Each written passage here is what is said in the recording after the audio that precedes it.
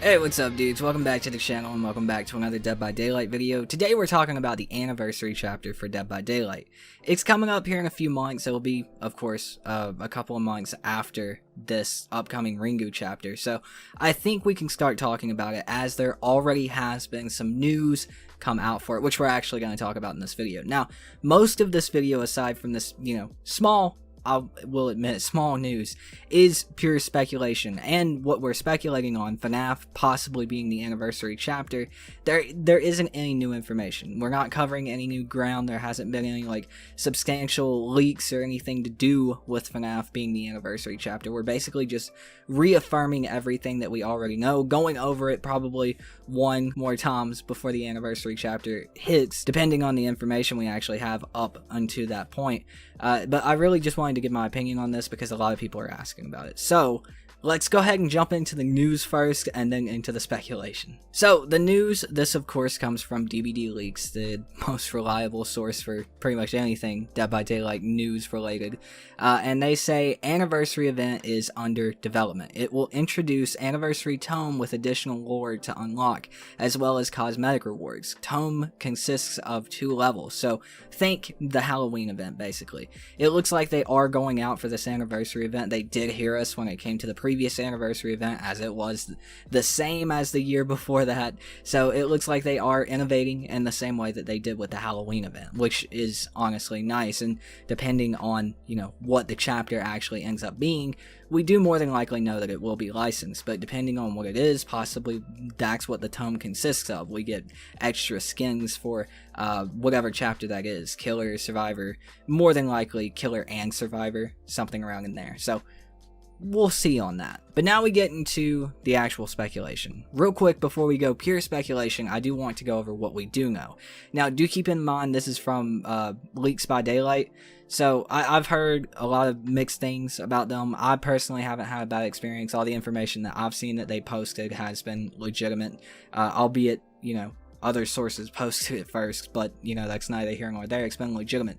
If you guys remember back after the Hellraiser chapter came out, they did come out and say that the developers, someone on the inside that they knew a developer, and apparently they had heard the community when it came to the community wanting FNAF in Dead by Daylight, because there was a big surge around Hellraiser. If you guys remember, I'm one of the fools that thought FNAF was a shoo-in for that chapter, and it actually ended up being Hellraiser. But according to them, someone on the inside knows that people want FNAF. Now the actual speculation begins, and the speculation does begin going back to the Hellraiser chapter. I mean, just the abundance of people during the Hellraiser chapter that were very vocal about wanting FNAF in the game. Everybody thought it was FNAF, or at least a lot of people thought it was FNAF. A lot of people were really wanting FNAF. I mean, hell, that's when my channel blew up, getting 40, 50,000 views, 30 sometimes, talking about the potential of FNAF, going through the teasers and stuff, and what I was seeing was FNAF. So, it blew my channel up. So there's obviously an abundance of people who would buy the chapter. So that's there. We do have the money factor. It would make the money that they put into it, So we're fine on that front. Most of the time when you think about a licensed chapter like this, would it make the money that they had to spend on it to actually get into the game? Would it make that money back? And FNAF, absolutely. You don't have to think twice about that. Absolutely. Now, what about the hype for it? How high is the hype? Well, luckily enough, a new FNAF game just released. I think it was last month or early this month, early in January. I'm not sure. I think it was December actually. So a new FNAF game just released. There's a ton of hype around it. There's still a ton of people playing it, doing Let's Plays, etc., etc. So even by the time we hit the anniversary chapter in a few months, there's still going to be a ton of hype around it, because those games are built to last for a good amount of time. So there's still going to be a lot of hype around it, a lot of people doing Let's Plays. So there's not really any worry about hype dying down around it. And even if there was, I mean, let's look at something like the very next chapter we have coming out, the Ringu.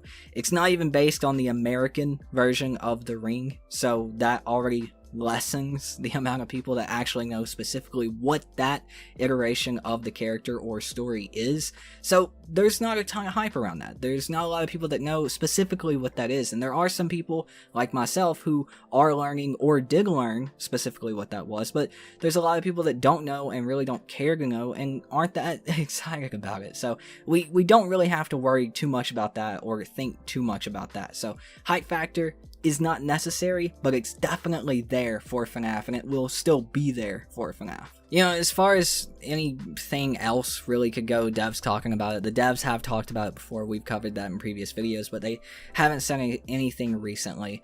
Nothing's really been said about it, you know, aside from what Leaks by Daylight said that they were talking about internally. So that's pretty much all the news that we have. But on a personal standpoint, on a speculative standpoint, based on knowing a little bit about, you know, the business and how it would work, it is a very, very smart business move when it comes to Dead by Daylight getting this chapter into the game, because of the hype, because of the amount of people that want it, because of the outcry for it. It would make a ton of money. And if we look at it, the anniversary chapter, so far every single one has had a game license. So 2 years ago it was Pyramid Head, last year it was Resident Evil, so Silent Hill, Resident Evil. Maybe they continue the trend and, you know, go with FNAF. There are a ton of other video games, horror games that they could use, The Evil Within, BioShock, some people are saying. There's a ton, but I think FNAF is honestly the most popular out of all of those, so it would make the most sense from a financial standpoint. Now, if we're talking about this, we do have to be real and frank about this. There are a few things that would keep FNAF out of the game. Behavior have been a very inclusive company for every community. And, well, the creator of FNAF did donate to a politician who was avidly against that and supported groups that were against that. So there are some things that could definitely keep this out of the game.